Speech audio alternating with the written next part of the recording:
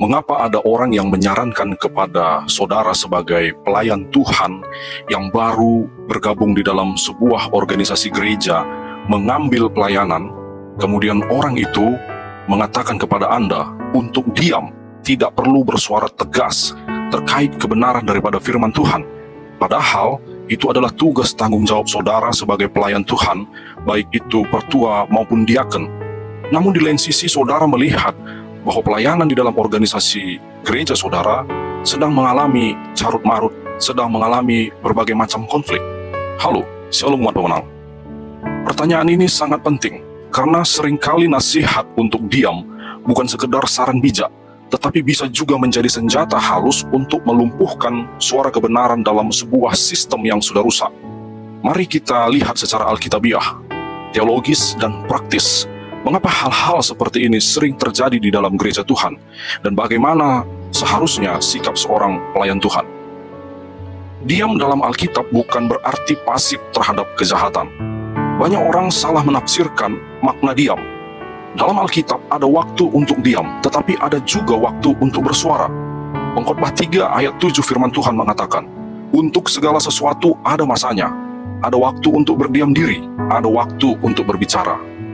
Diam dalam konteks Alkitab bukanlah menutup mata terhadap ketidakbenaran, bukan membiarkan ketidakadilan, bukan pula menjaga kenyamanan dalam sistem yang sudah bobrok.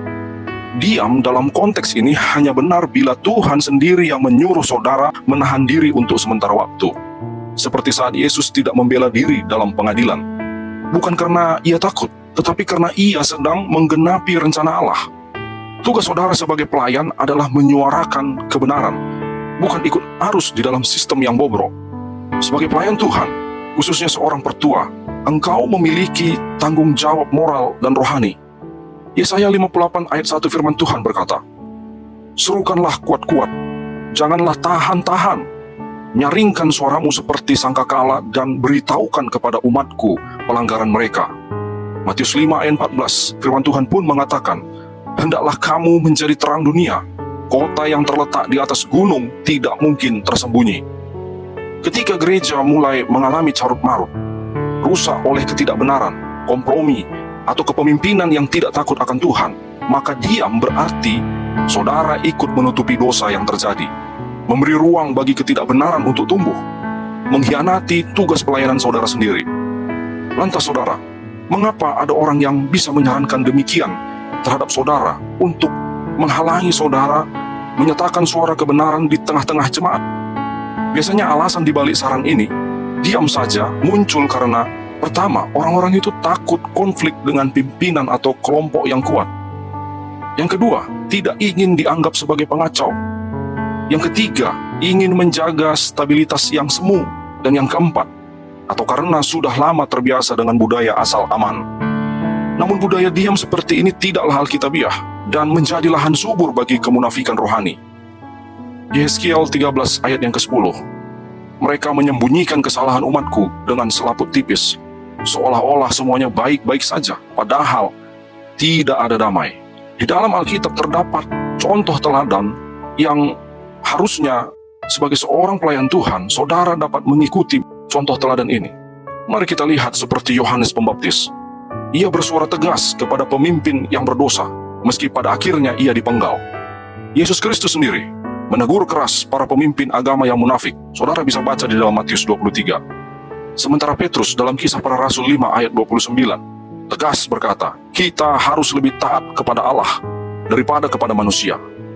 Mereka tahu resikonya sangat tinggi ketika menyuarakan kebenaran di tengah sistem yang bobrok.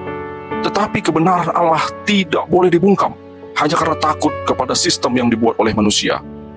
Berbicara tegas tidak sama dengan bersikap kasar. Ada perbedaan besar antara menegur dalam kebenaran dengan kasih dan dengan bersikap memberontak atau kasar. Efesus 4 ayat 15 berkata, berkatalah benar di dalam kasih. Maka tugas seorang pelayan Tuhan, saudara perlu menjaga hati tetap murni, berbicara dengan hikmat, tetapi tidak berkompromi terhadap dosa. Jika pelayan Tuhan diam, siapa yang akan menyuarakan kebenaran di tengah-tengah jemaat? Ester 4 ayat 14 berkata, jika engkau berdiam diri, maka kelegaan dan pertolongan akan datang dari tempat yang lain, tetapi engkau dan keluargamu akan binasa. Siapa tahu, mungkin untuk saat seperti ini, engkau telah sampai kepada kedudukanmu yang sekarang. Tuhan sering menempatkan seseorang bukan untuk ikut budaya diam, tetapi untuk mengguncang dan membangunkan gereja yang sudah lama tertidur di dalam kebobrokan sistem. So, kesimpulan bagi seluruh pelayan Tuhan dimanapun Anda melayani, diam bisa menjadi pilihan bijak bila itu kehendak Tuhan untuk menunggu waktu yang tepat. Tetapi diam karena takut atau ingin aman saat dosa dan kekacauan merajalela adalah bentuk pengkhianatan terhadap panggilan pelayanan itu sendiri. Suara kebenaran mungkin tidak disukai, tetapi itulah suara yang dibutuhkan dalam situasi gereja yang carut-marut. Ketika orang benar diam, maka kejahatan bersorak.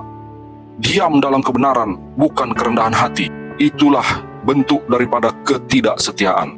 Dengar baik saudara, pelayan Tuhan dimanapun saudara berada. Waktunya semakin sempit. Tuhan kita akan segera datang. Jika saudara seorang pelayan Tuhan, jangan takut untuk bersuara. Namun ingat, saudara harus bersuara dengan hati yang murni, sikap yang benar, dan berdiri di atas firman. Suarakanlah kebenaran, bukan untuk mencari musuh, tetapi untuk membangunkan gereja dari tidurnya.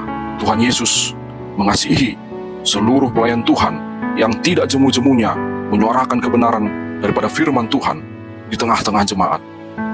Tuhan Yesus mengasihi seluruh jemaat Tuhan yang benar-benar merindukan suara kebenaran, yang benar-benar merindukan kedatangan Tuhan kita. God bless you.